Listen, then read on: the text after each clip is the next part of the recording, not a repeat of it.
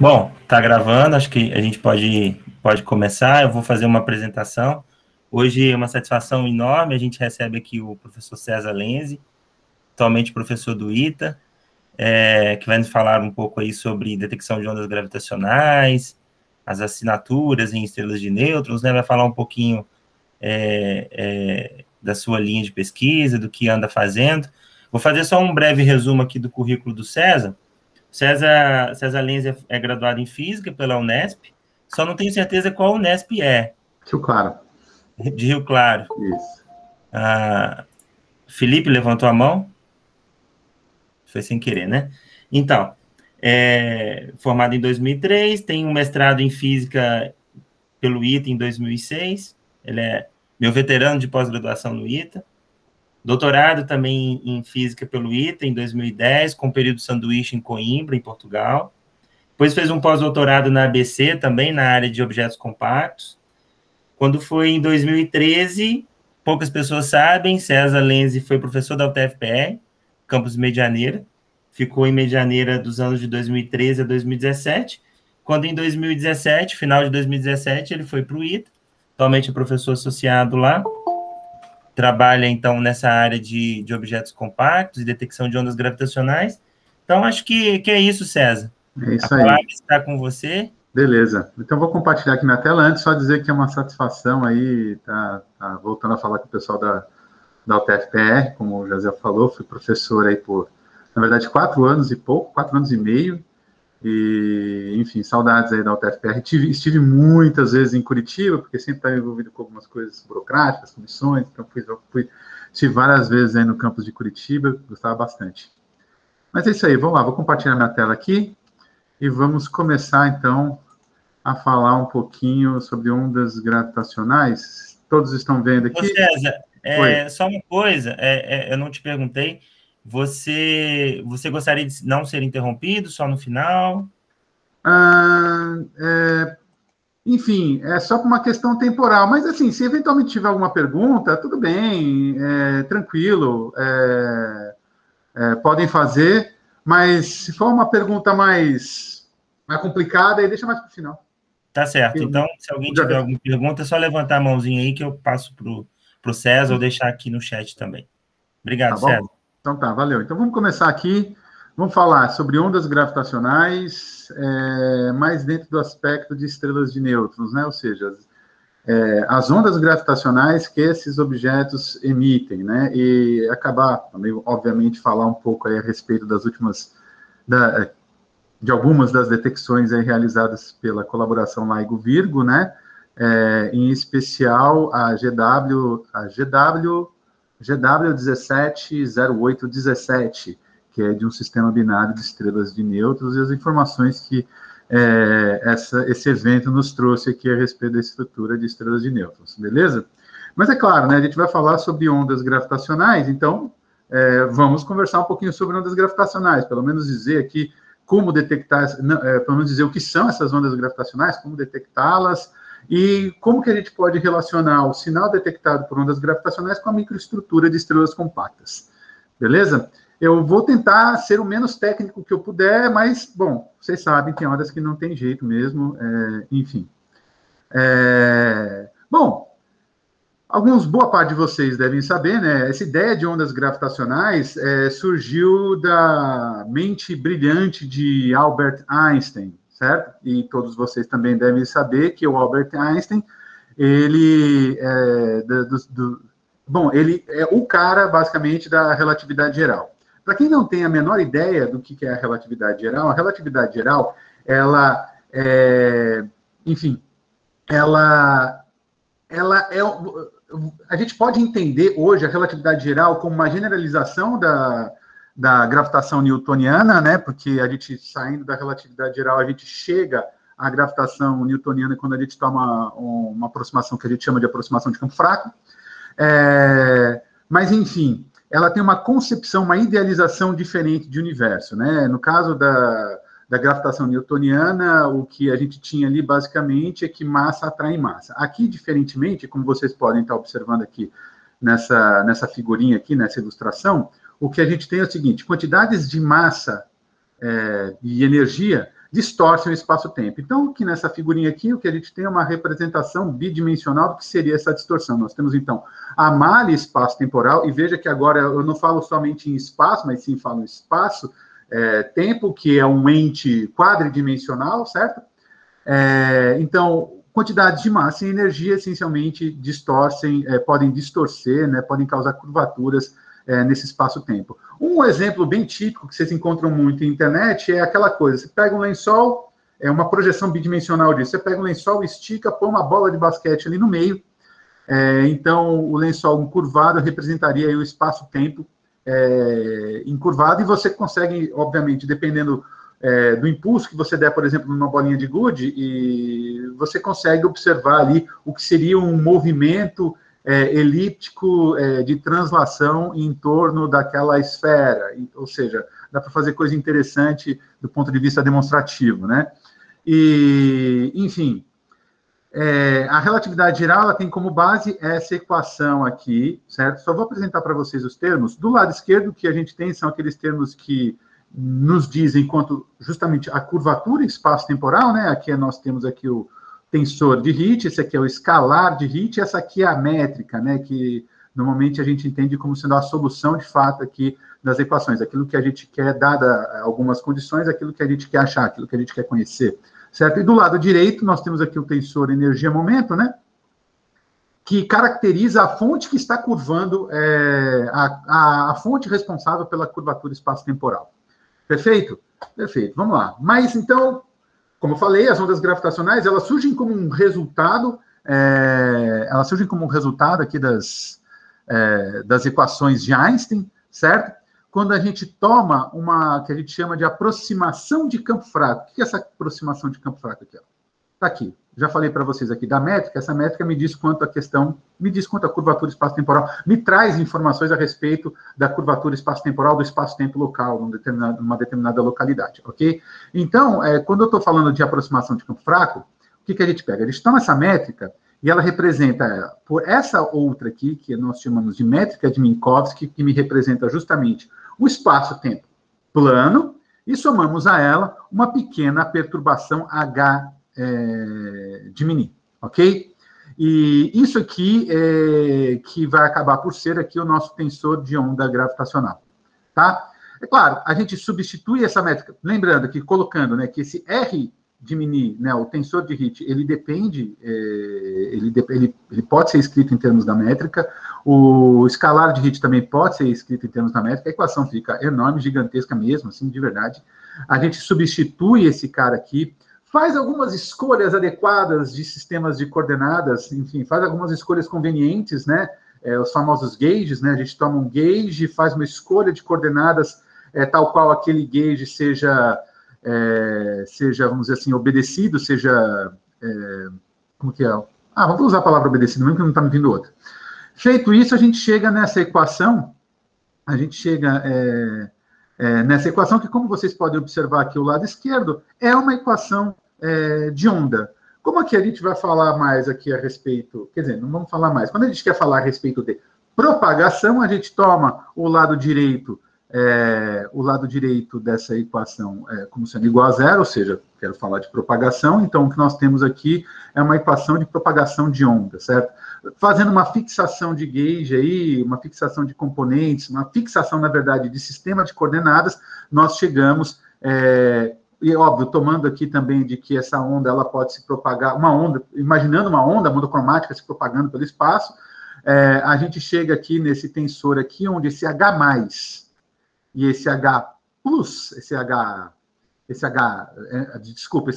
mais aqui, esse H vezes aqui, né, o H+ e o H times, eles são justamente a polarização representam a polarização, as polarizações dessa onda gravitacional, que estão aqui representadas nesse gifzinho aqui, certo?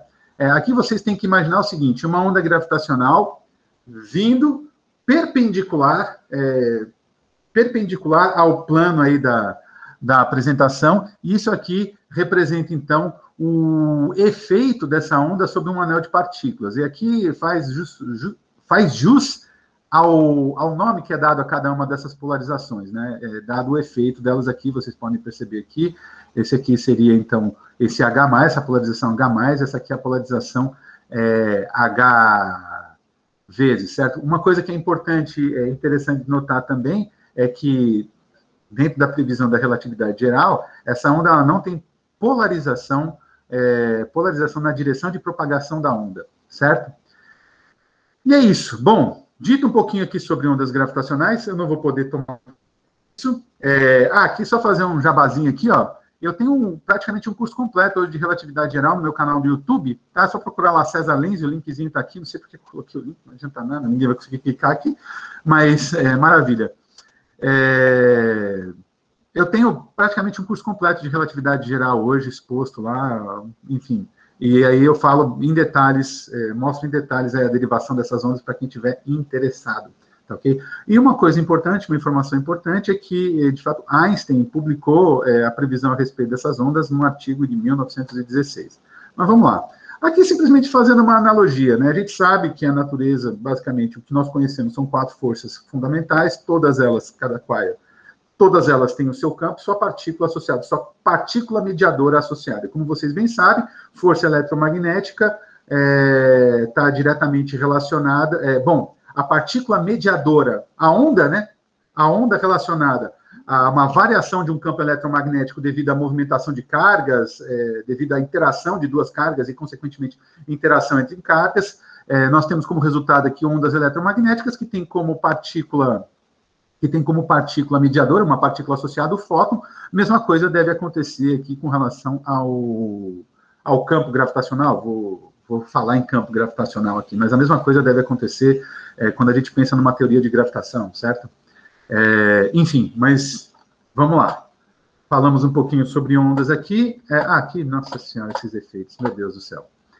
Tem uma questão que é bastante relevante, o que gera ondas gravitacionais, né? Ondas gravitacionais, basicamente, massas, quantidades de massas aceleradas geram ondas gravitacionais. Só que, como vocês bem sabem também, a força gravitacional, no caso, né? Enfim, vamos utilizar esse termo, ela é uma força de interação de natureza extremamente fraca, né? Dada a sua própria constante de acoplamento aqui, né? O G, 6,67 vezes 10 na menos 11.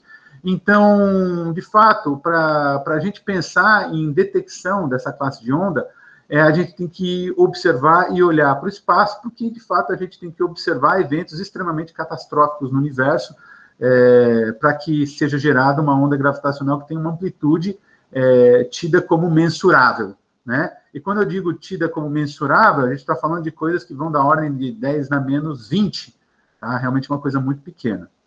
Beleza? Se alguém quiser me parar, fazer alguma pergunta aqui, eu respondo, porque agora a gente já vai passar para outro ponto. Senão eu continuo aqui. Continua aqui, Jaziel? Continuo? Pode continuar. Então vamos lá. Bora.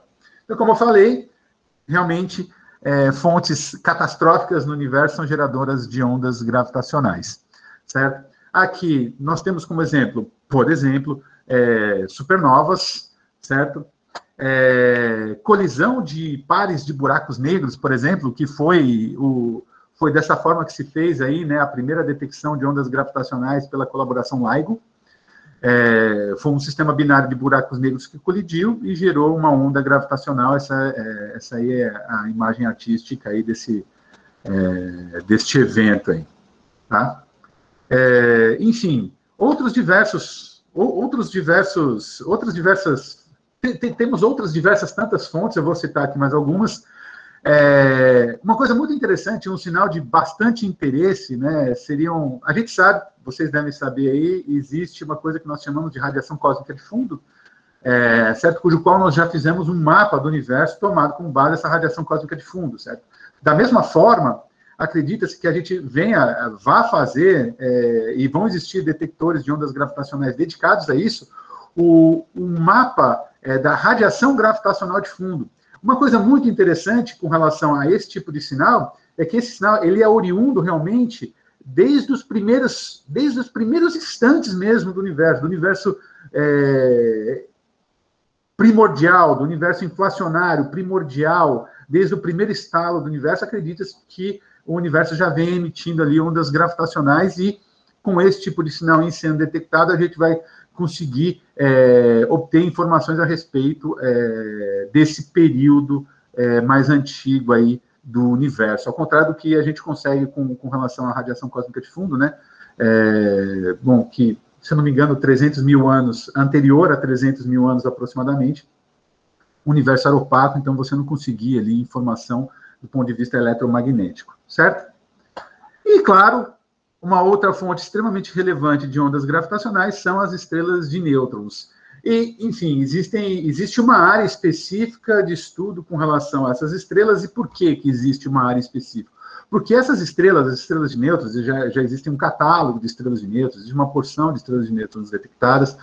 Elas são verdadeiros laboratórios de física de partículas, né? Muita coisa está acontecendo ali dentro, só que o grande problema, a grande questão é como que a gente pode conseguir informação a respeito da microestrutura desse tipo de estrela. Enfim, e é um pouco sobre isso que eu vou estar conversando com vocês também, certo? Como conseguir informações a respeito da microestrutura de estrelas de nêutrons, dado um sinal gravitacional. E esse tipo de fonte, né, no caso das estrelas de nêutrons, elas podem emitir ondas gravitacionais por diversos mecanismos. Um deles são os modos quase normais, né? Ou seja, você tem uma estrela que, enfim, ela está rotacionando, a estrutura, a microestrutura dela, existe toda uma dinâmica relacionada à microestrutura dela, fazem com que ocorram perturbações que, vou usar esse termo mais técnico aqui, mas que perturbem os seus modos quadripolares e faz com que essas emitam ondas gravitacionais em diversos desses tipos de modos que nós chamamos de modos quase normais. Mas eu não vou me ater a essas questões aqui, apesar de eu ter trabalhos correlacionados a essa questão. Outra forma, você pensar, que foi justamente o que foi detectado, sistemas binários de estrelas de nêutrons, por exemplo, também geram ondas gravitacionais. Certo? Mas vamos continuar aqui. Acabamos de falar aqui um pouquinho, então, sobre estrelas de nêutrons. Eu já vou voltar a falar de estrelas de nêutrons, só que antes de falar sobre estrelas de nêutrons, eu quero falar um pouquinho sobre detectores de ondas gravitacionais, e aqui vocês já veem aqui 3 figuras. Essa maior zona aqui, essa maior zona e essa outra menorzinha aqui, são 2 detectores que pertencem à colaboração LIGO. Eu achei que eu fosse conseguir ler aqui, mas, se eu não me engano, um em Livingston, um em Louisiana, fica em Louisiana, e outro em Washington. É isso, Josiel? Você lembra disso? Isso, é isso aí, em Washington e na Louisiana. Estão um do outro perto aí de 3.000 quilômetros, estão bastante distantes um do outro aí, e são detectores idênticos, eles têm o mesmo tamanho de braço, espelhos idênticos, mesmos direcionamentos de braço, e tudo mais. Tá? Tudo isso para análise de coincidência. E essa distância também é importante justamente para a realização de análise de coincidência, quando a gente está falando da questão de análise de dados, quando surge um evento. Ou seja, quando surge um evento em um, não necessariamente, mas, enfim, quase que necessariamente a gente tem que ter enxergado esse mesmo evento no outro, dado um time delay e tudo mais. E esse outro aqui de cima aqui é o detector de ondas gravitacionais também interferométrico, que fica na Itália, o detector Virgo. Você foi visitar esse aqui, Josiel? Você visitou esse detector? Não? Não, nunca fui. Na Itália, né? Todo mundo que esteve na Itália foi. Enfim, então temos esse outro detector aqui, e a detecção ao qual eu vou me focar, né, que foi a do sistema binário, foi que inclusive conduziu aí ao Prêmio Nobel,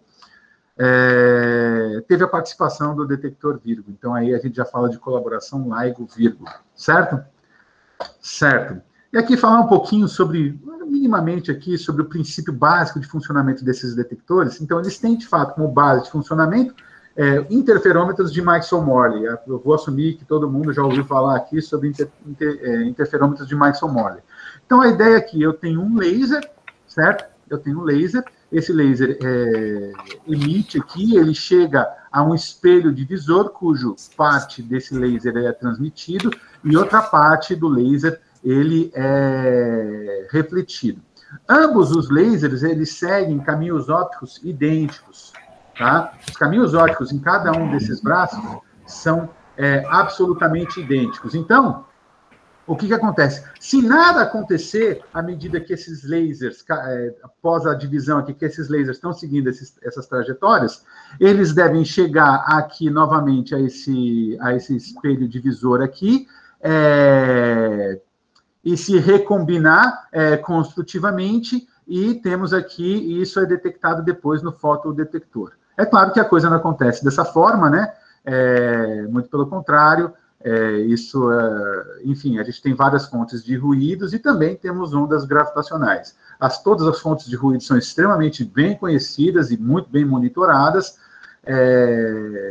para que a gente possa fazer o reconhecimento de uma onda gravitacional quando ela chega. Então, basicamente, uma onda gravitacional chega a esse detector, gera uma mudança de fase aqui entre esses lasers, certo? E a gente consegue verificar aqui um tipo de interferência, cujo qual vai nos trazer essa informação a respeito da onda gravitacional.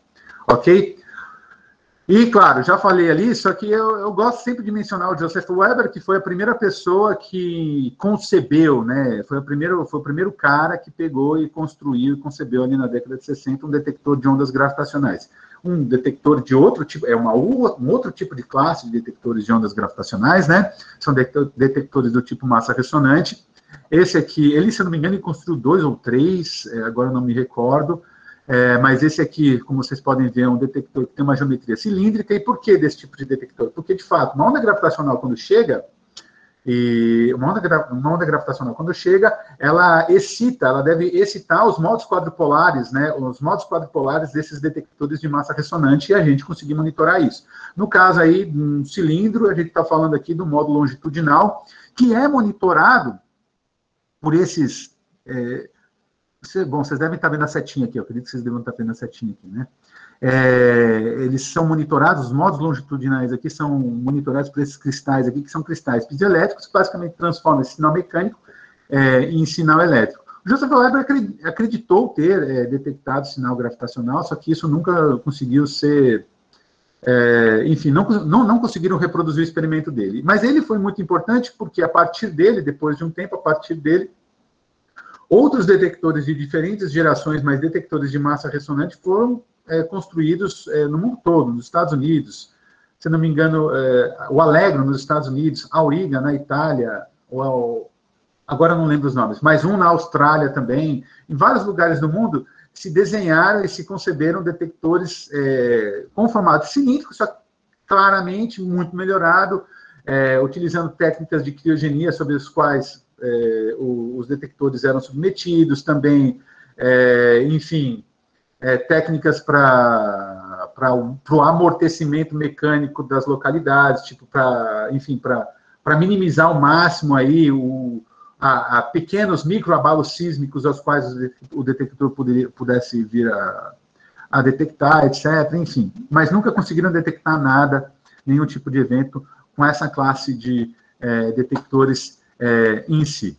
Outra coisa muito importante, esses dois caras aqui, também dentro da história das ondas gravitacionais, eles são extremamente importantes, Russell e Taylor. Aqui uma fotinho deles aqui bebendo, legal. Eles ganharam o prêmio Nobel, se não me engano, em 1993, por conta da detecção de um sistema binário, cujo qual ele tínhamos uma estrela de nêutron e um pulsar. Não me recordo muito bem dos detalhes, só que, de fato, tínhamos ali um sistema binário, o qual eles monitoraram por alguns anos, e, enfim, uma das coisas que eles notaram e perceberam, à medida que eles estavam monitorando aí esse sistema binário, é que o período de oscilação desse sistema binário, ele mudava com o tempo, ele ia caindo com o tempo devido ou seja, o momento angular daquele sistema estava caindo com o tempo.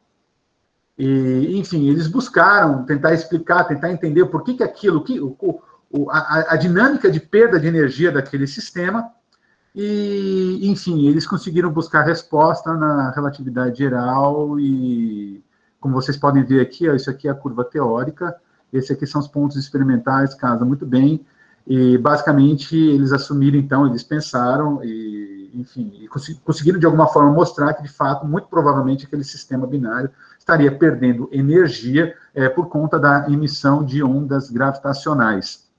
Tá? Enfim, ganharam o prêmio Nobel, isso deu um grande impulso para a área de detecção de ondas gravitacionais, por muitos considerados como uma detecção indireta de ondas gravitacionais, aí, praticamente como uma confirmação a respeito da existência desse tipo de sinal. Beleza? Beleza. E, como falei, o que eles estavam monitorando ali eram estrelas de nêutrons. Então, aí já é um primeiro passo da grande importância, do grande vínculo que há entre ali, estrelas de nêutrons, sistemas binários específicos e ondas gravitacionais. Então, vamos começar a falar agora um pouquinho a respeito de estrelas de nêutrons. O que são estrelas de nêutrons, né? Estrelas de nêutrons são objetos astrofísicos muito interessantes, extremamente compactos. Bom, eles surgem comumente surgem como resultado da morte de gigantes vermelhas, certo? E após todo um processo, o que nós temos, o que resta, após todo o processo de nascer e morrer de uma estrela, e chegar ao ponto dela se tornar aí uma estrela de nêutrons, o que resta, o que pode restar, está descrito aqui nesse slide. Tá? Primeiro, do que é composta? Do que pode ser composta uma estrela de nêutron? Uma estrela de nêutron tradicional, né, acredita-se de que ela é composta, claro, não é só de nêutrons, obviamente não é só de nêutrons, mas sim de nêutrons, prótons, elétrons e muons, tá ok? Uma estrela tradicional, uma estrela de nêutrons tradicional. Porém, também acredita-se que possa haver matéria, devido a altíssimas densidades ali dentro desse tipo de classe estrela, a densidade é extremamente alta, acredita-se também que podem haver matérias um pouquinho mais exóticas, como, por exemplo, híperons. Para quem não sabe, híperons são como se fossem nucleons, tipo prótons e nêutrons, só que eles são mais pesados e dentro da constituição desses híperons, eles são constituídos, para além de quarks U e D, também por quarks tipo strange, ok? E aqui a gente tem alguns exemplos aqui, exemplos aqui, o sigma, o lambda, o cascata, o delta e por aí vai, tá? Acredita-se que possa haver dentro do core dessas estrelas aí esse tipo de matéria. E coisa ainda mais exótica. E eu gosto bastante de trabalhar com coisa exótica. Também acredita-se de que estrelas podem conter em seu interior e seu núcleo estrelas de quarks livres, ou seja, ali o núcleo ele é tão denso, mas é tão denso que, enfim, você se desfaz, basicamente, ele se desconfina daquilo que seria um nucleon e você começa a ter ali simplesmente quarks livres, tá? Então, tem bastante estudo com relação a isso, eu mesmo faço muitos estudos com relação a essa questão, nós chamamos de estrelas híbridas, e ainda tem quem acredite que possa existir também estrelas puras de quarks. Também vou mostrar resultados para vocês aqui com relação a isso, estrelas puras de quarks aqui, tá? Então, enfim, a gente pode encontrar um montão de coisa aqui. Do ponto de vista estrutural, o que a gente tem na estrela? Se ela tiver quark em sua constituição, então, um núcleo, um inner crust, onde a gente vai ter a matéria hadrônica ali, que é aquela matéria típica, podem haver híperons, ou simplesmente os nucleons mais típicos, prótons e nêutrons. Depois uma crosta basicamente composta por isótopos de ferro cristalizado, uma coisa bastante complicada. Enfim. Dito isso, sim, e bastante importante, são estrelas que elas devem ter por volta, acredita-se que elas possam ter aí uma massa, dependendo aí, perto de 2 massas solares ou mais, certo? As últimas observações mostram aí que elas podem ter até chegar aí a uma coisa perto de 2,2 massas solares. Tudo isso é concentrado numa estrela de um raio de aproximadamente 13 quilômetros. Então, aí vocês têm uma ideia do quão denso não é este objeto astrofísico, certo? Então, vamos continuar aqui. Tá, beleza. Agora falar um pouquinho de coisa mais técnica. acabei de falar aqui, mostrei um slide para vocês, onde nós mostrei para vocês ali do que pode ser composto esses tipos de estrela, né? Mas, enfim, ok, tudo bem. Então, a gente já entende que essas estrelas, elas são verdadeiros laboratórios, mas como é que a gente vai obter informações? Como é que a gente pode ter informações a respeito do que existe, da composição, de fato, de coisas que existem ali dentro daquela estrela? Vamos lá. Vamos vir aqui para a Terra aqui. Vamos pensar agora um pouquinho aqui na Terra. Aqui na Terra, nós sabemos, existem diversos aceleradores, diversos laboratórios de física de partículas, cujos quais nos dão muitas informações a respeito de física de partículas como um todo. Com base nisso, aqui na Terra, nós elaboramos e pensamos, o pessoal da física nuclear elabora e pensa diversos modelos para a descrição dessa matéria nuclear, enfim.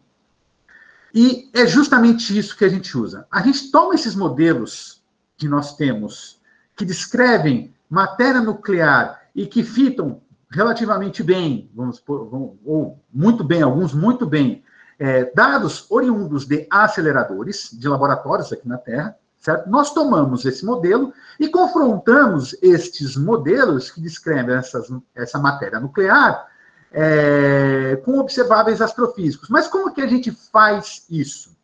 A gente toma esses modelos aqui, que estão aqui representados. Então, existem esses modelos, nós calculamos o que chamamos de equações de estados associadas a esses modelos, que basicamente são, enfim, nos trazem informações aqui a respeito de pressão, a densidade de matéria, pressão e também temperatura, e, enfim, densidade de energia, etc. Tá? Então, a gente toma esses modelos, faz esses cálculos, calcula essas equações de estado, e aí queremos, então, confrontá-los com dados observacionais astrofísicos, certo?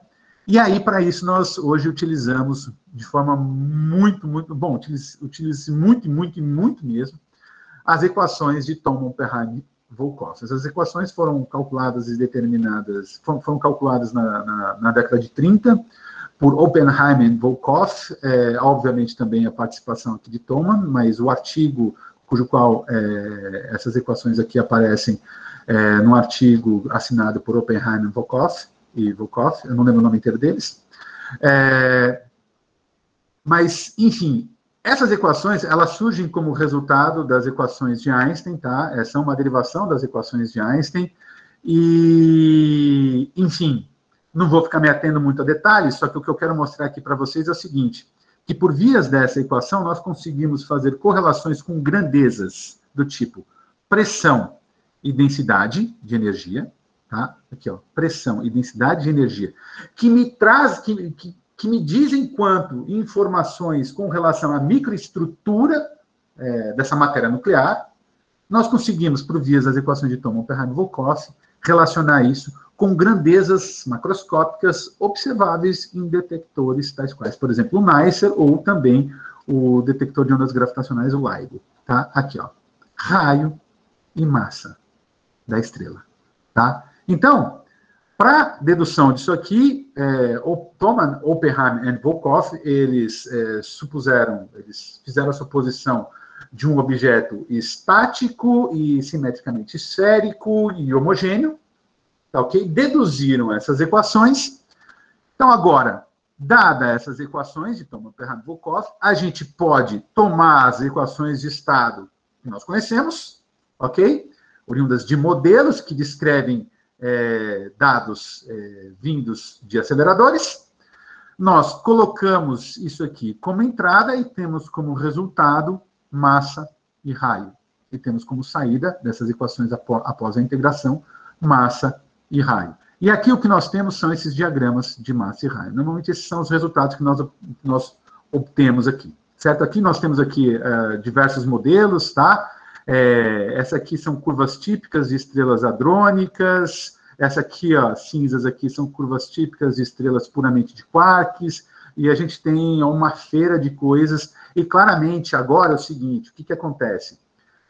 Lembrando, esses diagramas de massa e raio, isso aqui não representa uma estrela, tá? Isso aqui não representa como varia a massa com raio, não. isso aqui me representa o seguinte, isso aqui é uma curva, representa uma família de estrelas. Então, em uma curva, o que eu estou dizendo é, dado, por exemplo, um valor de massa, qual que vai ser o raio correspondente dessa estrela? Ou seja, uma única curva me representa uma família de estrelas, então o que eu estou dizendo aqui, com aquele determinado modelo de matéria hadrônica, quais tipos de estrelas, quais as características de estrelas que eu consigo prever com aquele determinado modelo. Então, essa curva aqui representa isso. E, claramente, agora, a gente tendo essas curvas, tendo feito essa brincadeira numérica, a gente agora tem que confrontar isso com dados observacionais. Em confrontando isso com dados observacionais, a gente, então, sabe se aquele modelo ele é bom ou não é, pelo menos do ponto de vista astrofísico. Ou seja, eu estou colocando mais constraints, eu estou colocando mais limítrofes para esses modelos. E, com isso, eu posso melhorar esses modelos de física nuclear, ajustar melhor os parâmetros desses modelos de física nuclear e, eventualmente, até descartar alguns modelos. Simplesmente dizer, ó, esses modelos aqui, com esses conjuntos de parametrizações aqui, simplesmente, por mais que eles descrevam bem aí dados de aceleradores, eles não estão descrevendo já tão bem dados oriundos de estrelas de nêutrons. E é isso, certo? E aqui agora vamos começar a falar um pouquinho aqui sobre justamente esse confronto, tá? Um detector que vem funcionando aí, vem entregando importantes resultados aqui é o NiSER, né? O Neutron Star Interior Composition Explorer, que é um detector que ele está embarcado na ISS, tá? Ele é o único detector hoje dedicado exclusivamente para observação de estrelas de nêutrons, e eles vêm nos trazendo alguns bons resultados a respeito de massa e do raio de estrelas, e aqui eu apresento aqui para vocês alguns resultados, né? Então, aqui, ó, uma detecção desse pulsar aqui, cujo ele tem aqui 1,44 massas solares, dentro desse intervalo de confiança aqui, tá? Com um raio variando de aproximadamente aí 12 a 14, um pouco mais de 14 quilômetros aqui, certo? Então, o que eu estou mostrando aqui? Então, isso aqui é um dado observacional. Então, os meus modelos, eles têm que responder esses dados observacionais. Então, uma estrela de 1,44 massas solares, no meu modelo, o meu modelo, primeiro, ele tem que passar por isso, e uma estrela de 1,44 massas solares dentro do meu modelo tem que corresponder a um raio que esteja dentro desse intervalo. Aqui também um outro resultado bastante importante é esse aqui, né? Outra detecção realizada de outro pulsar, um pulsar de 2,08 massas solares dentro desse intervalo de confiança. E aí aqui a gente tem duas medidas para o raio aqui, mas aqui a gente pode estimar aqui com um raio dentro dessa, uma estrela com a massa aproximadamente 2,08 massas solares, tem que ter um raio ali de aproximadamente, alguma coisa variando entre 12 ou 11, na verdade, né? 11 quilômetros a aproximadamente 16 quilômetros. Então, ou seja, os meus modelos, eles têm que passar por isso. Se não passam por isso, o meu modelo, não vou descartá-lo, mas eu vou dizer que, poxa, ele não está correspondendo bem aos dados observacionais do ponto de vista astrofísico. Aqui eu já coloquei um gráfico já para a gente fazer justamente essa observação. Eu falei para vocês que eu gosto de coisa exótica. Então, esse aqui é um trabalho que a gente publicou no ano de 2021, em março. Isso aqui é um modelo que descreve estrelas de quarks, puras de quark. A gente utilizou um modelo lá chamado NJL, colocou algumas coisas muito loucas lá, supercondutividade de cor e tudo mais, e quis calcular como seriam as estrelas geradas por esse modelo, tá? E aí o que a gente obteve foram essas curvas aqui, sem gluons, caso com gluons aqui, e aqui esses de 0 a 5 aqui é um parâmetro, na verdade é uma constante de acoplamento, que a gente chama de constante de acoplamento vetorial. E aí a gente viu como é que isso muda, como é que essas curvas mudam quando a gente varia essa constante de acoplamento vetorial. Enfim, essas daqui, ó, essas coloridinhas aqui, são as faixas observacionais pelas quais os nossos modelos eles têm que passar. E essa aqui são as faixas de raio, são as faixas observacionais relacionadas ao raio, aqui no caso aqui da estrela de 1,44 massas solares. Porque esses dados aqui, esse artigo aqui foi publicado antes dessa observação, por isso está faltando alguma coisa aqui. Mas, enfim, e aí o que a gente observa aqui, ó, que existem, de fato, um conjunto de parâmetros aqui de acoplamento vetorial, que realmente, nos dois casos aqui, eles passam por essa faixa de raio aqui, ok, os dois parecem corresponder bem, mas aqui pode ver que a gente já exclui aqui, ó, o caso do acoplamento vetorial igual a 0 e um acoplamento vetorial igual a 0,1, com gluons aqui, basicamente está excluso. E esse aqui, 0,2, também, basicamente, está praticamente excluso aqui também. Tá? Isso parece só um jogo de parâmetros, parece só um joguinho, então vocês vão pegar e jogar fora aquilo que o parâmetro não corresponde. Existe física além desse joguinho de parâmetros aqui, tá? Quando a gente faz a modificação, por exemplo, desse acoplamento vetorial, a gente está colocando aqui, dizendo basicamente o seguinte, que a estrela, no caso, essa equação de estado, ela é mais dura ou ela é mais mole? Temos tanto quanto esquisitos, mas o que é uma equação de estado mais dura? Uma equação de estado mais dura é uma equação de estado cujo, para uma mesma densidade de matéria, é uma equação de estado que tem uma pressão maior. O que significa ela ter uma pressão maior? Significa que a dinâmica das partículas constituintes daquela estrela representada por aquele modelo vão aguentar mais pressão gravitacional. Ou seja, quanto mais dura a estrela, maior for essa pressão, mais pressão gravitacional ela aguenta, o que significa que ela suporta mais massa. Então, equações de estado mais dura suportam mais massa. Então, o que a gente observa aqui é o seguinte: à medida que a gente aumenta o acoplamento vetorial aqui, a nossa equação de estado vai ficando mais dura. Ela vai ficando mais dura e, portanto, é uma equação de estado que suporta mais pressão gravitacional e, portanto, mais massa aglutinada ali na estrela. Beleza? Mas a gente não falou de ondas gravitacionais ainda emitidas por esses objetos. E aqui vamos falar um pouco. Como vocês devem saber, em 2017, esses três carinhas aqui, dentre eles o Kip Thorne, bastante famoso, pelo filme Interestelar, inclusive, ganharam o Prêmio Nobel de Física pela detecção de um sistema binário de estrelas de nêutrons que emitiu onda gravitacional, e essas foram detectadas por esses três detectores, foi observada por esses três detectores interferométricos aqui. E agora, o que eu mostrei para vocês, vindo do NICER, então a gente fazendo a comparação de modelos com o NICER, a gente consegue fazer a mesma coisa com o sinal, um sinal de origem de ondas gravitacionais, só que de um jeito um pouquinho diferente quando a gente está falando de um sistema binário. Porque o que acontece? E vamos lá para mais um pouquinho de explicação, um pouquinho mais de física aqui. Vocês bem sabem, imaginem um sistema binário, ainda mais um sistema binário tal qual uma estrela de nêutron, extremamente densa, vocês sabem, vamos falar em campo gravitacional aqui, vocês sabem que o campo gravitacional no arredor dessa estrela é extremamente alto, correto? E vocês também devem ter uma ideia de que o gradiente gravitacional no entorno, ele é bastante relevante no sentido de que, pelo fato de eu ter um objeto que é muito denso, à medida que eu vou me afastando desse objeto, o campo gravitacional ele muda, vamos dizer assim, ele varia rapidamente, certo? E como vocês bem sabem, isso é um efeito, isso é algo que está diretamente relacionado a algo que nós chamamos de efeitos de maré, né? Algo que a gente consegue observar, por exemplo, dentro da interação aqui, tomada a interação Terra-Lua, enfim. E claro que num sistema binário de estrelas de nêutrons isso vai ser observado.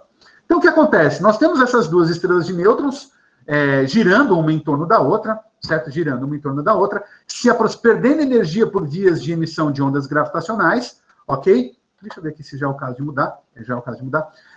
Perdendo energia por conta de ondas gravitacionais e, portanto, se aproximando uma da outra. É claro que esses efeitos de maré, eles vão ficando cada vez mais proeminentes e, de fato, a assinatura desses efeitos de maré são carregadas pela onda gravitacional que está sendo emitida, não só na sua amplitude de onda, como também você vai ter uma assinatura ali na fase dessas ondas gravitacionais, porque a gente vai acabar por ter uma variação ali na frequência e tudo mais. Também por conta desse efeito de maré. Esse efeito de maré, agora falando um pouco de relatividade geral, ele pode ser quantificado por um parâmetro conhecido como deformabilidade de maré. Esse parâmetro, deformabilidade de maré, ele mensura, vamos por assim dizer, né, ele quantifica o quão foi deformado a estrutura quadrupolar da estrela. Gente, tem muita conta para fazer aqui, tomada ali, bastante conta mesmo, tá? Enfim, aqui não tem como ser... Enfim, vamos lá, vamos continuar. Enfim, Como vocês bem sabem, eu tendo uma estrela formato esférico, eu consigo representar essa estrela tomada uma expansão, o campo gerado por ela também tomado uma expansão multipolar, certo? Enfim, a gente consegue, quando toma essa expansão multipolar, identificar alguns termos ali que vão me representar justamente algo que eu posso chamar de deformabilidade de maré, que vai mensurar qualquer deformidade que essa expansão, no caso que esse modo quadrupolar da estrela possa vir a ter, e a onda gravitacional ela carrega essa informação. Vamos logo para cá aqui, ó. Esse aqui é o parâmetro de deformabilidade, esse aqui é um parâmetro de deformabilidade num formato adimensional, tá ok? Ele é escrito dessa forma aqui. Esse carinha aqui nós chamamos de log number, também surge quando a gente toma a expansão multipolar desse campo, desse sinal gravitacional, tá? Esse aqui é o log number de segunda ordem, existem diferentes ordens a esse número aqui, mas o mais relevante aqui quando a gente fala dessa estrutura de deformabilidade de maré é esse K2, e esse K2 está diretamente relacionado à microestrutura da estrela, como vocês vão ver aqui nesse próximo slide. Eu falei para vocês, era bastante pontinho aqui. Aqui está o K2, certo? Temos esse K2 aqui, esse C representa a compacticidade da estrela, ou seja, a massa, fração massa por raio, tá? E temos esse parâmetro Y aqui, esse parâmetro Y que está chamado de YR, porque é um parâmetro calculado na superfície da estrela, que surge como resultado da solução dessa equação diferencial aqui. Não vou ficar entrando em maiores detalhes, eu só posso dizer que essa equação de estado, essa equação diferencial de primeira ordem não linear aí, ela é resolvida juntamente em conjunção com as equações de Thom, Oppenheim e Volkoff, tá? E como vocês podem ver, esse parâmetro, consequentemente o K2, está diretamente relacionado à microestrutura da estrela. E, como eu falei, a onda gravitacional traz informação sobre esse parâmetro. Consequentemente, então, a onda gravitacional está trazendo informação a respeito da microestrutura da estrela. Tá ok? E o que a gente pode observar aqui? Continuando a demonstração daqueles resultados que eu coloquei no slide anterior, aqui estão os gráficos de deformabilidade de maré, certo? Com relação à massa da estrela. Como vocês podem ver, para diferentes parametrizações aqui de acoplamento vetorial, nós temos diferentes resultados. E o LIGO, tá ok? A colaboração LIGO-Virgo, mediu esse parâmetro, tá? No sinal que eles detectaram, mediram esse parâmetro, e aqui nós temos aqui essa faixa aqui, o valor que foi medido dentro de uma faixa de confiança.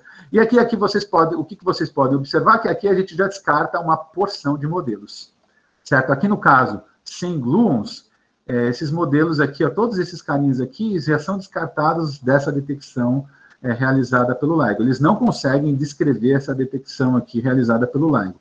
Já quando a gente vai para o caso com gluons, a gente já consegue, várias dessas parametrizações aqui, começando aqui por 0, indo até o 4, acoplamento vetorial igual a 0,4, todas elas caem dentro dessa faixa observacional do LIGO. Certo? Certo. Então, com isso, a gente impõe mais um observável a esses modelos. Então, se você for comparar esse resultado aqui com esse resultado aqui, depois, eu devo ter pouco tempo, mas depois, quando a gente quiser fazer uma análise um pouco mais cuidadosa aqui, a gente vai observar aqui que só o 0,3 aqui, o acoplamento vetorial dentro desse modelo, só com o acoplamento vetorial 0,3 que eu consigo um resultado que está de acordo com esses dois resultados distintos, um oriundo do espectro eletromagnético e outro do espectro gravitacional, certo? Só que aqui, bom, José, quanto tempo eu tenho? Diz aí pra mim. Expirou aqui, tá dando 50 minutos, mas pode continuar para concluir. Tá, beleza. Eu vou só falar, então, aqui mais rapidamente aqui. Vou mostrar uns outros resultados. Essa outra expressão aqui que eu coloquei aqui, a gente chama de ship mass. Enfim, ela surge dessas expansões multipolares, quando a gente vai fazer o cálculo da amplitude da onda gravitacional, o detector LIGO, ali, a colaboração LIGO pôde calcular esse chip mass, acaba sendo um parâmetro importante, dentro desse intervalo aqui, 1.188, dentro desse intervalo de confiança, e ela é importante porque a gente sabe, isso aqui é o parâmetro de deformabilidade de uma única estrela. A gente tem que saber também o da outra estrela. Então, a gente toma esse parâmetro de deformabilidade, a gente calcula o parâmetro de deformabilidade da outra, não vou entrar em detalhes, mas a gente calcula o parâmetro de deformabilidade da outra estrela, tomado esse parâmetro aqui, e aí a gente obtém gráficos como esse aqui, ó, onde esse aqui é o parâmetro de deformabilidade de uma estrela e sua parceira. Essa faixa toda aqui que vocês estão vendo aqui, ó, tá vendo essas faixas amarelas aqui pontilhadas? Elas representam o intervalo de confiança aqui da observação realizada pelo LIGO, e todas essas curvas, elas foram calculadas, dados os diversos modelos com os quais eu venho trabalhando, né? A gente consegue calcular essas curvas aqui e depois ver se essas curvas, elas caem dentro desse intervalo de confiança do LIGO. E aí, é claro, tomado isso, a gente vê se está dentro do intervalo de confiança do LIGO, depois compara também o intervalo com os nossos resultados com o intervalo de confiança vindo do NICE, e aí a gente consegue selecionar o que é modelo bom, dentro desse modelo, o que é uma parametrização boa e tudo mais. Tá ok? Enfim, tem uma porção de outros resultados aqui que eu poderia mostrar para vocês, só que eu vou passar aqui. Também trabalho muito com estrelas híbridas, e aqui são resultados aqui de estrelas híbridas, aqui poderia ficar muito tempo falando a respeito. Jaziel sabe, trabalhei bastante com estrelas híbridas. Isso aqui, como eu falei, estrelas de quarks, tem inclusive trabalhos com o Jaziel sobre estrelas híbridas, estrelas de quarks, essas coisas exóticas e estranhas. Enfim, resultados e mais resultados aqui. Eu só, antes de finalizar, agora eu queria só mudar rapidamente do assunto, porque não é todo mundo que sabe a respeito disso, só que o Brasil ele tem um detector de ondas gravitacionais, não sei quantos de vocês sabiam disso, mas o Brasil tem, é o detector de ondas gravitacionais. Mário Chamber, atualmente, ele não está em operação, ele está agora no INPE, é um detector de ondas gravitacionais de massa ressonante esférico, tá? Eu participo do grupo, reuniões semanais aí, para botar esse detector para funcionar mais uma vez. Essa geometria esférica é extremamente importante no que se refere à questão, por exemplo, a gente consegue, é o único detector que sozinho consegue nos dar informação a respeito da região do céu onde uma determinada onda gravitacional teve origem, tá? Porque a gente consegue acoplar aqui diversos transdutores, né? Que são dispositivos que transformam o sinal mecânico em elétrico também, diversos transdutores dentro de uma configuração ótima aqui, no correr desse objeto esférico aqui, massivo, e aí a gente consegue, praticamente determinar quase todos os parâmetros de uma onda gravitacional que viesse. É um detector relativamente barato, comparativamente ao LIGO, obviamente também ele é um detector, o range espectral dele é muito pequeno, é um pico, né? Mas dentro de uma determinada frequência, dentro das frequências ressonantes da esfera, ele chega a ser, ele poderia ser até mais sensível do que por exemplo, o experimento do LIGO, tá? Enfim, pessoal, não vou ficar me estendendo muito mais, a gente já passou aqui o tempo, agora a gente pode abrir para uma conversa aí, enfim, se quiser depois eu me detalho mais. Aqui, só finalizar aqui com essa frase aqui, eu coloquei ela na minha tese de doutorado, quando eu finalizei a minha tese de doutorado. Na época a gente não tinha detectado ondas gravitacionais, eu trabalhava com estrelas híbridas.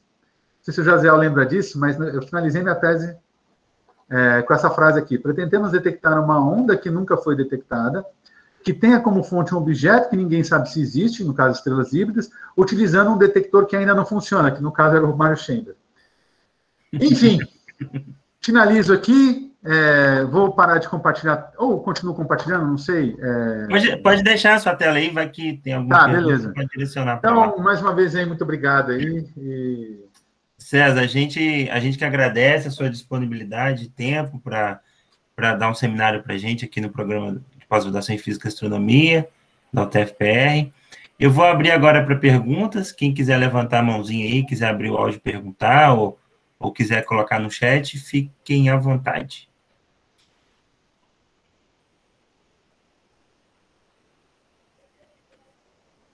De uma pergunta, pessoal? Então, professor, Oi, Milson. Pode falar, Ivan. Tá. Então, uma pergunta mais básica, né? Porque, assim, eu já assisti a algumas palestras sobre ondas gravitacionais e eu, particularmente, tenho dificuldade em entender esse tipo de onda, né? Porque, assim, eu conheço uma onda mecânica, né? Onda numa corda, as ondas do mar, né? O som e tal. Daí nós trabalhamos com o espectro eletromagnético, né? A luz, infravermelho, ultravioleta. Mas quando a gente chega a falar de ondas gravitacionais, eu fico meio perdido. Isso é uma extensão desse espectro eletromagnético ou é nada a ver? É um outro tipo de coisa? É outra coisa, é outra natureza. Não tem nada a ver mesmo. Bem colocada a tua pergunta, porque justamente onda gravitacional... Vamos começar do princípio. A gente sabe que a natureza... São 4 forças fundamentais que existem dentro da natureza. Força forte, força fraca, força gravitacional e força de origem eletromagnética, certo? Cada qual representando um determinado tipo de interação que está associada a um tipo de natureza, uma propriedade da natureza de determinadas partículas, que sejam carga, que seja massa, que seja carga de cor, que é uma coisa extremamente estranha, mas enfim... O fato é que essas partículas, elas podem interagir entre si por esses distintos canais, certo? O que a gente está mais habituado aqui são justamente cargas interagindo e com isso gerando ondas eletromagnéticas e tudo mais, certo? E a gente sabe que existe, então, a partícula associada ali, que é o fóton. Já indo para a gravitação, o que a gente tem é algo que é completamente distinto, é de outra natureza, de uma propriedade da partícula de natureza completamente distinta. Então, não é uma extensão, é outra natureza. É por isso, porque o que acontece? Da mesma forma que acontece quando a gente está falando de eletromagnetismo, quando a gente vai para a gravitação, a gente tem, então, que as partículas interagem devido a uma propriedade inerente a elas, que é a massa, e dessa interação surge, por exemplo, dessa interação, massas são aceleradas, e dessa aceleração de massas surge emissão de ondas gravitacionais, assim como aconteceria a interação entre partículas devido a uma propriedade de outra natureza, que é a sua carga. Basicamente, a ideia é essa. E, enfim, então, é outra natureza, é outro aspecto, não é uma extensão. Por isso até que o pessoal muito diz, eu não mencionei isso aqui na apresentação, mas deveria ter mencionado, que essa detecção desse objeto, desse sistema binário, em 2017, ele foi muito interessante e também isso ajudou a conduzir aquelas pessoas ao Prêmio Nobel. Por quê? Porque ela teve uma contrapartida eletromagnética. Então, dali se considera que a gente deu início a uma era da astronomia, a qual nós chamamos, então, de era observacional multimensageira. Porque o que acontece? A gente tem, para além de sinais vindos de fontes distintas, fontes astrofísicas distintas dentro do espectro eletromagnético, a gente ainda tem também um outro tipo, agora se abriu uma nova janela para um outro tipo de espectro, que é o espectro gravitacional, que tem ondas, que geram ondas de natureza tem natureza completamente distinta. Tá? Enfim. Tudo bem. É que assim, como eu constantemente estou lecionando, e às vezes os alunos perguntam, né? Sim. E eu sempre fico nessa dúvida, né? Se uma onda gravitacional é uma onda mecânica, né? Não, a gente não pode. Então. A gente não pode dizer que a onda gravitacional ela é uma onda mecânica. O que a gente pode dizer para falar de onda gravitacional, a gente tem que. Eu não acho muito adequado, só que tem muita gente que faz essa analogia, né? A onda gravitacional ela se propaga dentro do tecido espaço-temporal, tal qual, por exemplo, uma onda mecânica se propaga num fluido, né?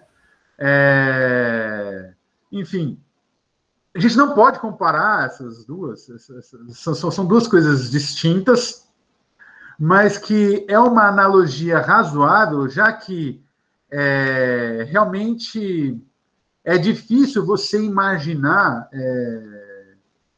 enfim, é difícil você imaginar uma onda gravitacional, porque tipo, ela está se propagando, tá? Então ela não é uma onda eletromagnética, então ela é uma onda mecânica, então ela precisa do meio para propagar.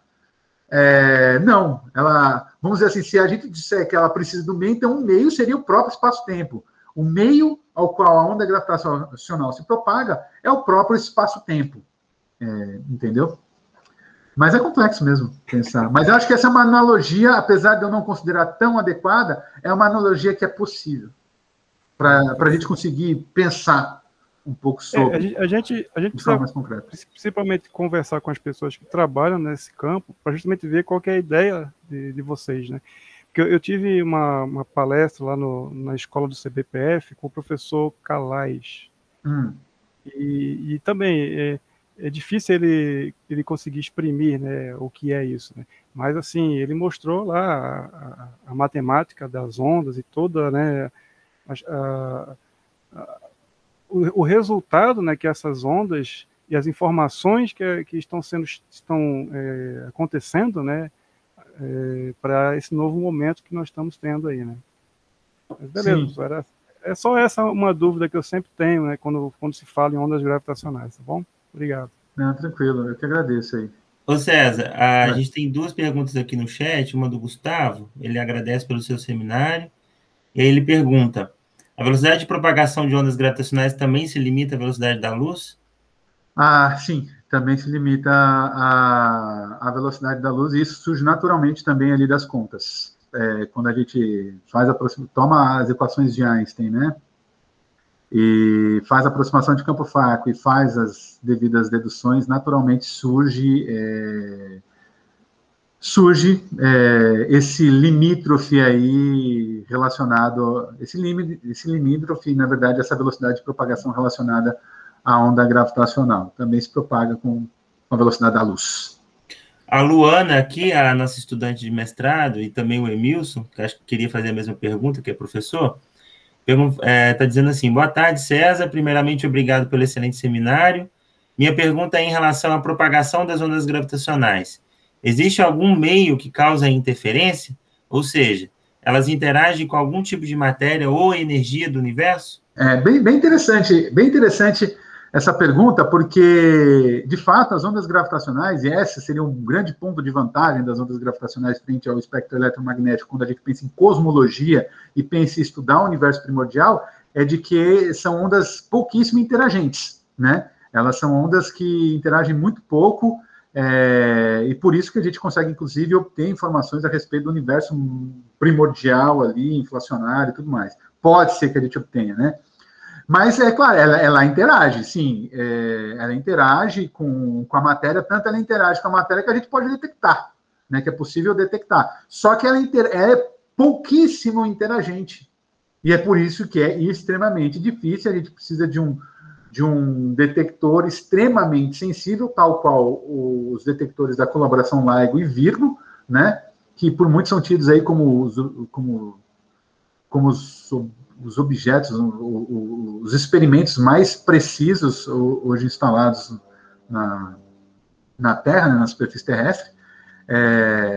Enfim, então precisa de coisa muito precisa para detectar ondas gravitacionais, justamente porque ela interage pouquíssimo com a matéria. Sim. Emilson, a palavra. Oi, César, tudo bem? Tudo Primeiramente, bom? Obrigado pela apresentação, foi bem esclarecedora. E eu queria fazer uma pergunta a respeito, assim, quando você, na palestra, você falou uma frase, assim, que me deixou em alerta, assim. Você falou que como as ondas gravitacionais, elas têm, não sei se você usou essa palavra, energia muito fraca ou uma interação muito fraca.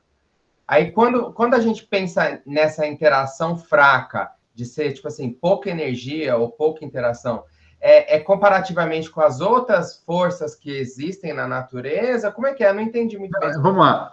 São duas coisas. De fato, a natureza do campo, a natureza da força gravitacional comparativamente às outras forças é fraquíssima, dada a constante de acoplamento primordial da gravitação, que é o G, né? Então, a força gravitacional, ela tem uma natureza fraca, e ainda bem que tem, né? Enfim, para a gente perceber a interação gravitacional entre corpos, a gente precisa estar falando de corpos extremamente massivos, né? Justamente por conta dessa fraca natureza. Agora, existe uma outra questão ali. Quando a gente vai falar de ondas gravitacionais, para a gente falar, a gente tem ali as equações de Einstein. As equações de Einstein me descrevem qualquer fonte gravitacional e qualquer campo gravitacional independente, por exemplo, de uma estrela de nêutrons, por exemplo. Tá? O campo ao redor de um buraco, a curvatura espaço-temporal ao redor de um buraco negro. A curvatura é extremamente intensa nos arredores de um buraco negro, por exemplo, porque é um objeto normalmente extremamente compacto, massivo, como vocês bem sabem, certo? Como todos aqui já viram. Agora, quando a gente está falando de ondas gravitacionais, a gente precisa tomar uma coisa que a gente chama de aproximação de campo fraco. Quando a gente vai falar de propagação de ondas gravitacionais, a gente precisa tomar de aproximação de campos fracos. Porque o que é uma onda gravitacional? São pequenas perturbações que vão acontecer no tecido espaço temporal à medida que esta viaja, se essa estiver se propagando. No próprio, se eu não me engano, no próprio eletromagnetismo, a gente tem que fazer alguma coisa similar em algum momento. Eu não lembro, não me lembro. Só que, enfim, dentro desse aspecto da relatividade geral, para a gente falar, sair das equações de Einstein e chegar a uma equação que a gente olha e fala, peraí, isso aqui é uma equação de onda,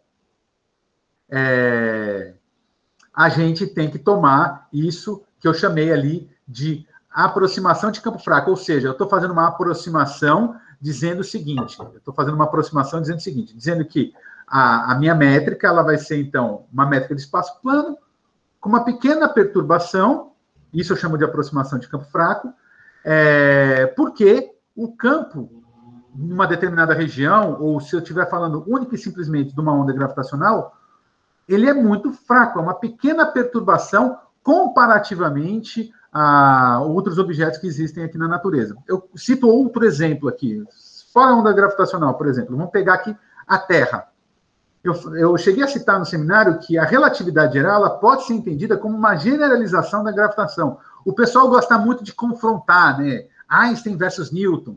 Mas, de fato, hoje a gente já entende isso, que a relatividade geral, eu posso tomar uma aproximação, que a gente chama de aproximação newtoniana, mas que tem como base a aproximação de campo fraco, e sair da relatividade geral e chegar na gravitação newtoniana. Por quê? Porque o campo gerado pela Terra, pensando em planeta Terra, pensando na interação Sol-Terra, Sol-Mercúrio, esses campos são extremamente fracos.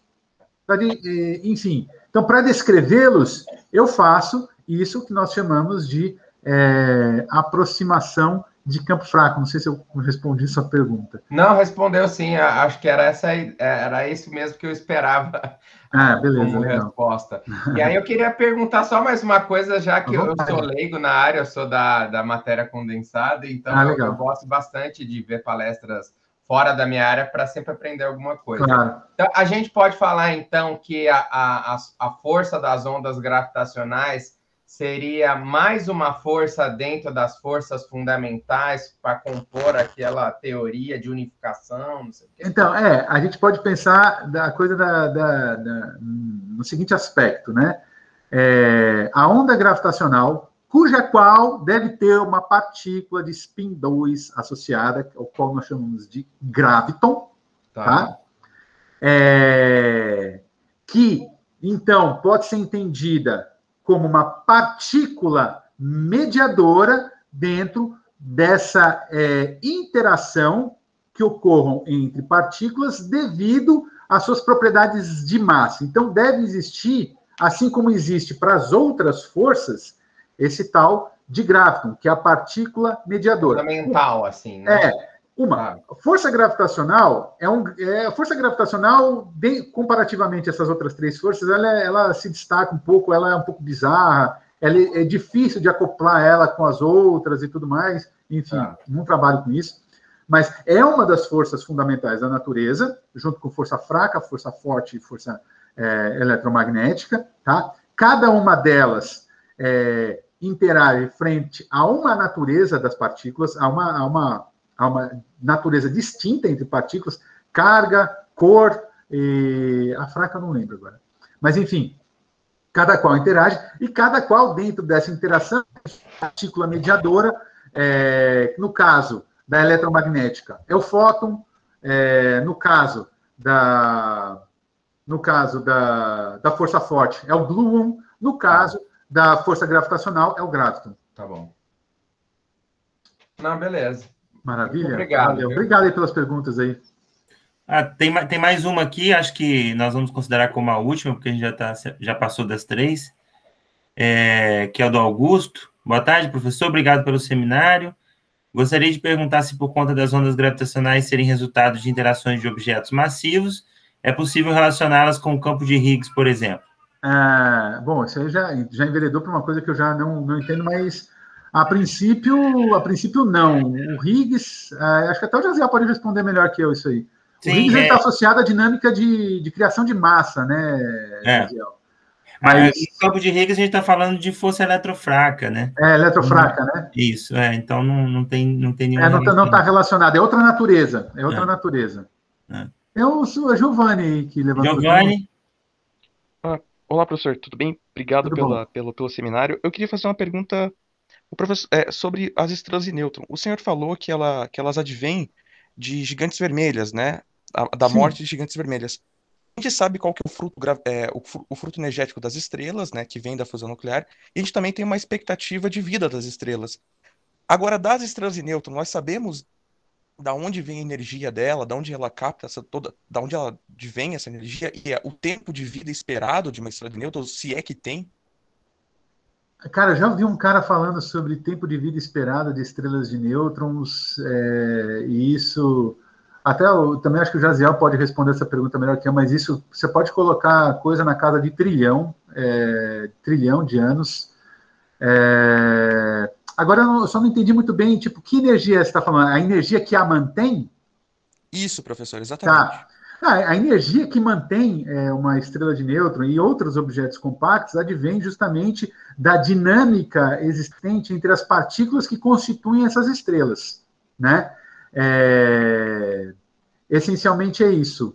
Eu esqueci agora aqui o nome, tem um nome técnico aqui. Quando a gente está falando, Jaziel, de estrelas, por exemplo, anãs brancas, o que mantém elas é a pressão de degenerescência, né? O que mantém essas estrelas é algo relacionado à pressão de degenerescência das estrelas que estão relacionadas aos orbitais, não é isso? Você está falando do equilíbrio, né? Exatamente. Que a estrela não colapsa, né? A pressão de degenerescência. Isso, exatamente. Então, o que mantém uma estrela de nêutron frente, por exemplo, a um possível colapso devido à força gravitacional, afinal de contas, é extremamente massiva, a interação entre essas partículas que geram assim como acontece, por exemplo, no Sol, ocorrem diversas reações transformando hidrogênio em hélio e em outros elementos subsequentes que geram uma pressão que se contrapõe à força gravitacional, que impede com que a estrela colapse. A mesma coisa acontece com estrelas de nêutron. Então, essas reações, enfim... Acho que a pergunta do Giovanni ela é bem geral, assim, né? Genérica mesmo, porque você pode falar em energia, que tipo de energia, né? Por exemplo, a estrela está girando, umas giram muito rápido, né? Então, elas também têm energia rotacional associada. Né? De onde que vem a energia eletromagnética que esses objetos emitem? Vem da própria rotação, né? Sim. Então, são pulsares do tipo rotation power. Também pode vir do campo magnético, que é muito alto, né? Essas estrelas que o César estuda tem campos magnéticos altíssimos, então, processos de decaimento de campo magnético também explicam muito da energética, é isso eu estou falando, então, da radiação eletromagnética, né? Claro. Não aqui só falando dessa... Enfim, mas o que mantém, de fato, a estrela é essa pressão devido a algumas condições de reações que ocorrem entre as partículas ali constituintes, por exemplo, coisas do gênero, tipo, próton decaindo em um nêutron, mais elétron e um neutrino, e aí uma coisa que depois a gente chama de efeito Urca, porque isso acontece também no efeito contrário, enfim, as partículas estão todas ali interagindo, e isso gera um tipo de pressão que mantém a estrela e se contrapõe à força gravitacional e não faz com que ela colapse. Enfim, esse é um ponto. E aí tem tudo isso que o Jaziel falou também, essas estrelas estão rotacionando, gerando uma porção de sinal eletromagnético, mas aí aí é mais com o Jaziel mesmo. Beleza, obrigado, viu, professor? O Felipe, obrigado. Que é o nosso coordenador do programa, o Felipe Ribas, queria falar. Beleza. Oi, boa tarde. Boa tarde. Obrigado pela palestra, excelente palestra, colocar todo esse tema extremamente complicado de maneira que a gente pôde acompanhar, é um feito. Muito obrigado. Obrigado. Eu queria só comentar, imagino que você não tenha ciência disso, mas o nosso programa ele começou em meados de 2016, e a nossa aula magna foi dada pelo Odílio. O Odílio foi convidado e veio falar sobre a detecção do LIGO, falou do detector Mary Chamber. Legal. Então foi uma interessante coincidência aqui hoje. Sim, não, legal. Eu faço reuniões todas as quintas-feiras. Pertenço ao grupo Graviton, né, que é o grupo relacionado ao detector Mary Chamber. Faço reuniões com o Odílio aí frequentemente. E em 2016 eu estava aí, eu estava em Medianeira quando vocês começaram com o programa aí. Uhum. Só não me lembrava que era o Odílio que tinha dado a palestra. A palestra inicial. Legal. Foi bem legal. Foi um pouco depois da divulgação, né, da detecção do LIGO. E foi um bom momento ali. Sim, vou até comentar. Amanhã eu vou fazer reunião com ele e vou comentar que ele foi mencionado aqui. Foi muito bom. Legal. O Jaziel ainda não estava no programa, então acho que ele não tinha isso na cabeça. Então, não sabia disso. O Odílio esteve aqui no campus em Medianeira em 2019, se eu não me engano. E no nosso laboratório a gente tem a academia sueca, né, do Nobel, ela envia os pôsteres dos prêmios anualmente, né? E aí eu tinha solicitado naquele ano o pôster do Nobel das Ondas Gravitacionais. O Odílio esteve aqui, e a colaboração LIGO, no qual ele faz parte, o grupo brasileiro faz parte, também foi premiada, né? Foi uma série de prêmios depois para a colaboração. Acabou que o Kip Thorne, mais os outros dois que ganharam o Nobel, mas a colaboração ganhou uma série de prêmios depois, aí o Odílio veio e assinou esse pôster aqui para gente. Tá aqui no nosso laboratório. Pois é. O mais próximo que eu já cheguei de um Nobel Prize. Legal. Bom, acho que, não sei se tem mais pergunta. Enfim, só agradecer mais uma vez aí o convite de vocês. Prazer aqui estar falando com a UTFPR, né? A minha antiga casa. A antiga casa, a universidade mãe aí, ao qual eu iniciei aí no serviço público como professor de magistério superior. Sou grato aí ao UTFPR, gosto bastante. Enfim, muito obrigado aí pelo convite aí, Jaziel, e a todo mundo aí pelas perguntas e tudo mais. Valeu. César, a gente que agradece. Eu só vou passar um recadinho aqui. Na semana que vem a gente volta no mesmo horário, então é um horário novo para todo mundo, né? A gente está habituado aos seminários de 10h20, então a gente cambiou aí para 1h50. Na semana que vem, então, a gente retorna com o seminário do Rubens, então é da casa, para falar aí sobre galáxias. César, então, obrigado a todos pela participação, até a próxima. Valeu, gente. Abraço. Obrigado. Até mais. Tchau, pessoal. Obrigado, César. Obrigado, Josiel. Valeu. Valeu, Nilson. Falou, eu que agradeço Tchau. aí. Josiel, já fiz os certificados do workshop, você precisa assinar para mim, tá? Ah, então tá jóia. Valeu. A gente já se fala sobre isso. Tchau, tchau. Até. Obrigado, viu? Até mais. Tchau, tchau. Deixa eu interromper a gravação aqui. Eu costumo